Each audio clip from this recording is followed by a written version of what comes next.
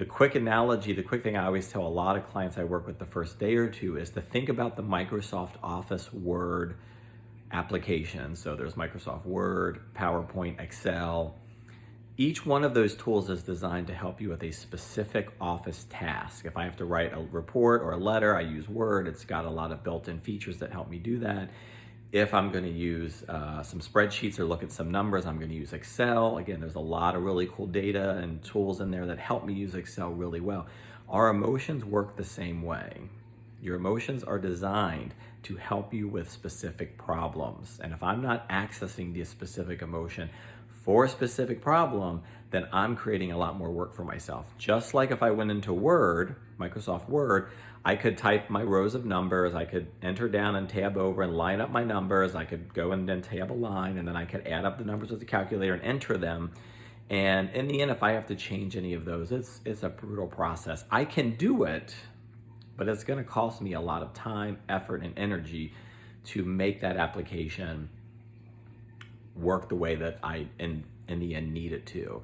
And again, our emotions work the same way. If I'm using happiness for the right situations and experiences in life, if I'm using sadness and scared and even anger, if I'm using those emotions in a healthy balance and good way for the right types of problems, I'm gonna have a lot more success and a lot less frustration. Again, just like those Microsoft Word applications.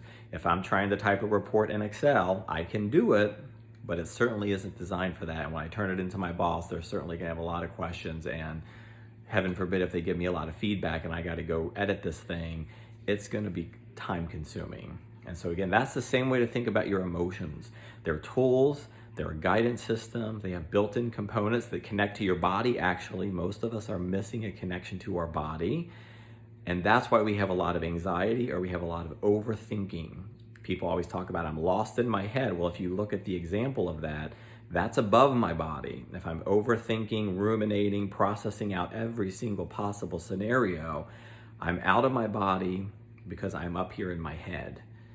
And I can't accomplish what I need to in the world up here. It's almost like a hot air balloon that floats off of your body, and then my body's just left here as a useless tool that I'm trying to manage, or even worse, I feel like my body is trying to sabotage me with these anxiety symptoms. So anyway, I just wanted to give a brief overview of how I work and how it might be helpful to you.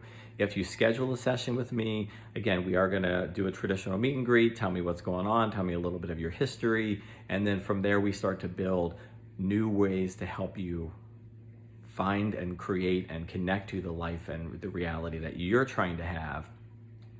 Again, by letting go of old ineffective coping that came from a place of your life that you're not in anymore, but is still very much operating.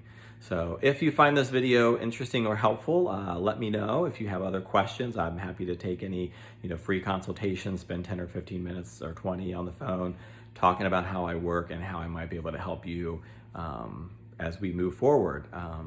Thank you for your time, and let me know if I can help you in any way.